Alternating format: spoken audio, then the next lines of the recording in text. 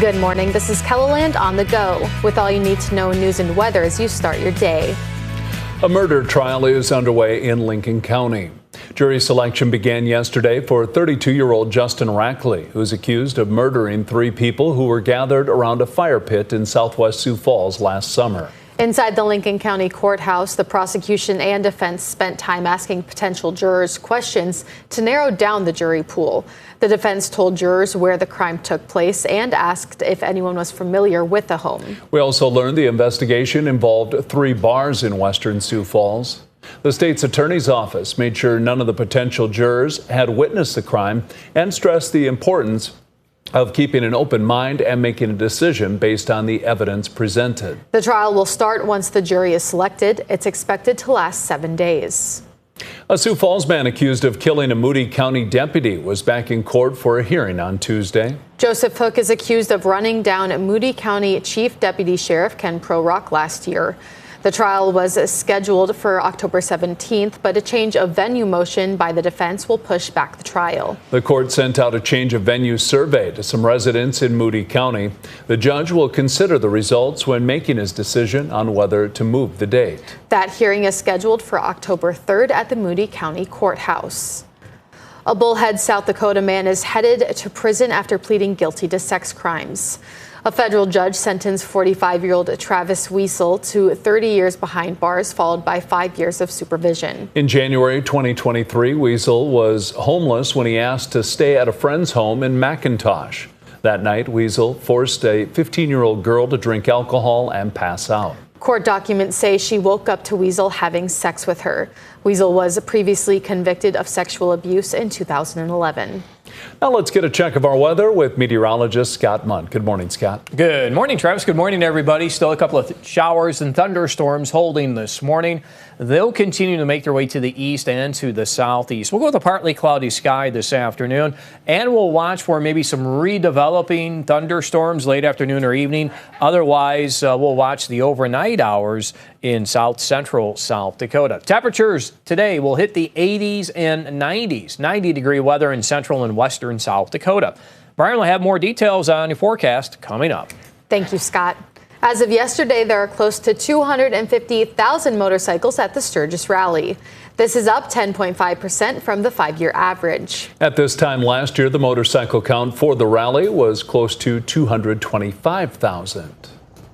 The 85th Sturgis Rally has reached its halfway point and yesterday celebrated riders with a background in the military. A majority of riders that attend the rally have either served or have a family member that served. And no matter the division, all of these veterans come together over their love of the rally. Those who come to the reunion is the veteran group. And, I just get chills thinking about how the tradition has carried on and the tradition of honoring the veterans that we do here in Sturgis during the rally. This year, the city of Sturgis also celebrated 24 honorees of its own with veterans who work for the city and help to put on the rally. A new world record was set in Sturgis this past weekend. X Games freestyle biker Colby Raha jumped 205 feet at the Thunderdome.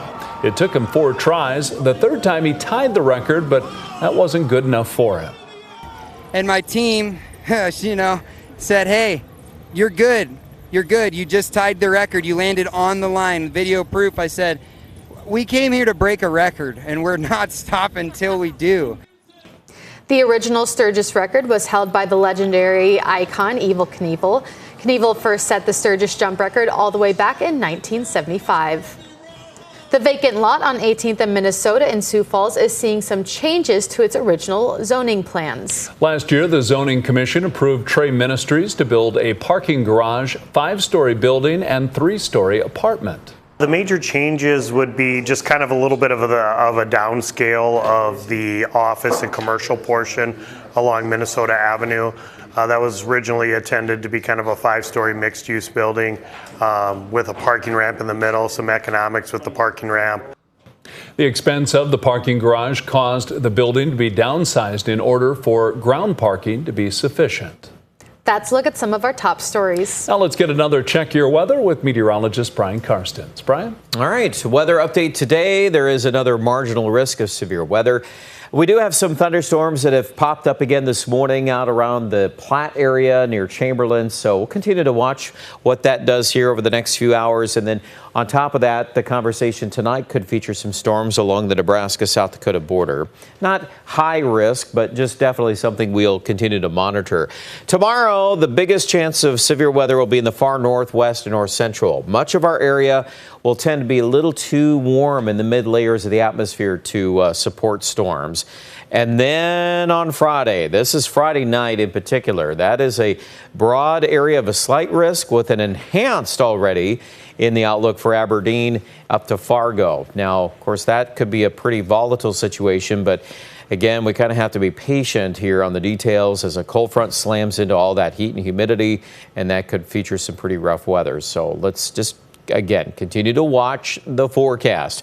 Now, today, we're in the 80s, Sioux Falls, mid-80s this afternoon. Folks in Pier, Rapid City, closer to 90. And then the chance of a thunderstorm is still there this evening around Sioux Falls and Interstate 90. That scenario probably is weakening a little bit. And then maybe what we kind of result here or land on is this chance of some thunderstorms originating out of Valentine, Nebraska. And if they hold together and move east, they could affect our southeastern counties. Okay, so let's see what happens with that. Tomorrow, most of the map is dry until late in the day. It's 100 degrees in Rapid City tomorrow, and then some of that heat fueling those storms up there in the northwest and the north central. So Aberdeen could get clipped by that after sunset. I don't think that's going to affect Sioux Falls. It looks too warm to storm, and the capping there is a bigger deal. But Friday, as I mentioned, that could be probably the biggest severe weather risk of the week, and that would really hit the Northeast hard if all those ingredients come together. So we'll know more later in the forecast the next couple of days, so just kind of hang tight and stay with us here. We'll see what the trends reveal there. 84 today, Sioux Falls, 87 in Mitchell. It's going to be a hot end to the work week forecast, and then this weekend that should reduce at least back in the mid-80s for highs. And then next week, at this point, we have it dry going on Monday and Tuesday. The Aberdeen area also looking at that heat building tomorrow, really peaking on Friday. And again, storm chances are really going to ramp up Friday night in the Northeast. They could linger into Saturday at least a little bit, but the front will probably head to our south on Saturday. So Pier will pick up a storm chance too along that front as temperatures go from 98 on Thursday. And then we should get back to the mid-80s this weekend. Rapid City, 101 tomorrow. Hot.